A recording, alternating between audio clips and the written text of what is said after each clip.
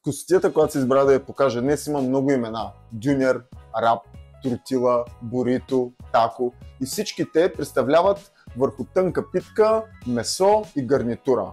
С малко повече предварителна подготовка тази рецепта може да се окаже една от най-лесните и бързите до сега. Останете с мен, за да ви покажа моя начин за брутално вкусна улична храна с помощта на завитото си с телешка кайма, карамелизиран лук, домашна майонеза, айсберг и гауда.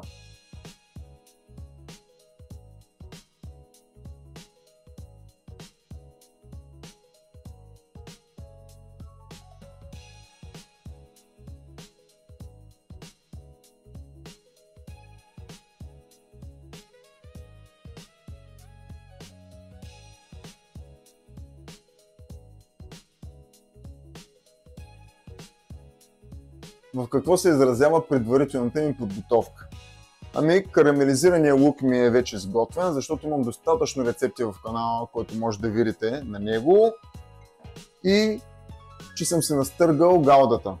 Това, което трябва да направя, преди да отида на котлона и да продължа с каймата, е да си нарежа тази четвъртинка от айсберга на ситно.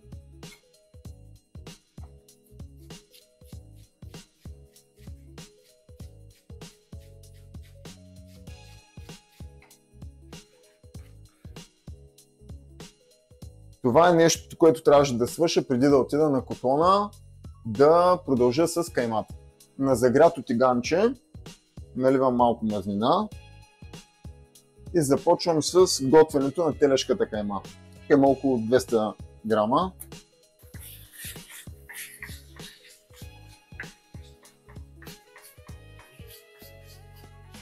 След като изчезне това розовкото и когато цвета стане по-кафеникаво сив, ще почне лека по лека да се отделя течност, естествено, и след като изври тази течност и почне вече наистина да се пържи, тогава вече ще продължа да я подправям.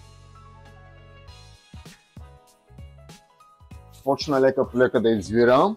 Звука се, как мога да разберете, естествено звука се променя, почва да се пържи, а не да се вари. След като вече се промени звука и почва да цвърчи, ще продължа с черен пипер.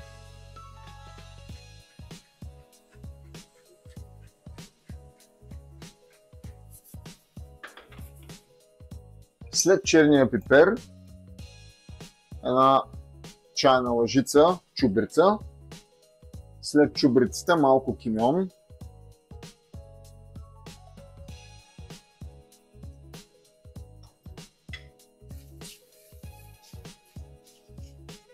Естествено солчица.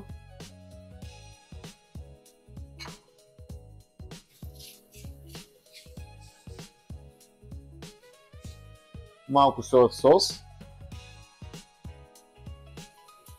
Сладко чиле. И накрая завършвам с една лъжица пушен червен пипер.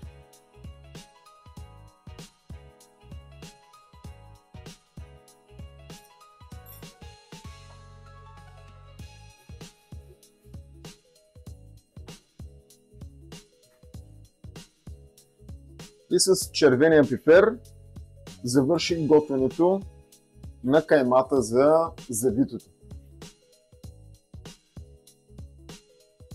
След като и каймата вече е готова, пристъпи предпоследната част от подготовката, а именно сглобяването. Продължавам с една питка, тортила, около 2 лъжици от домашната майонеза, разстилам хубаво.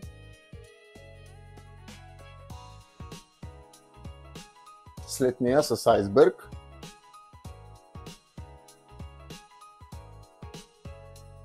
След айсберга с карамелизирания лук.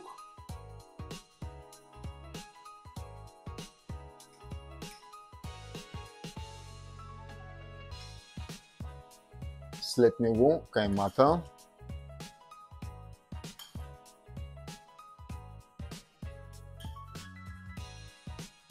Разпределям поравно, защото няма нужда да казвам, отново готва за 2 порции.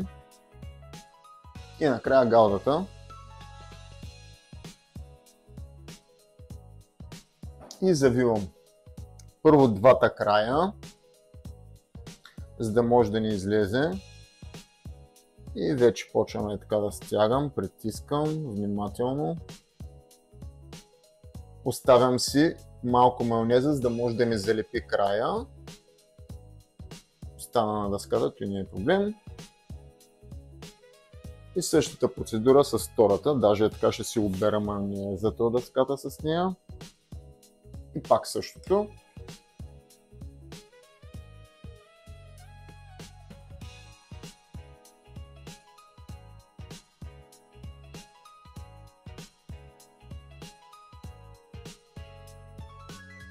И с това раповете са готови към последната стъпка, да ги запечатам с малко масло на по-голям тиган. На загрятия голям тиган започвам с малко масло.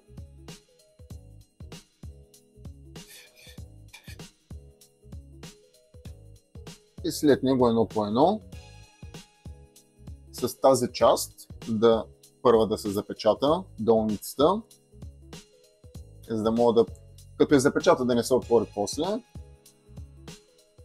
Я проверяваме, така надигам лекичко, да не мога да обърна. Мога да, има вече коричка и цвят.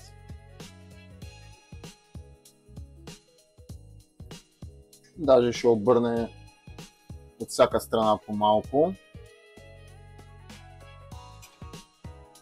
И това е недостатъчно според мен. Прехвърлям си ги и остава само да ги разрежа.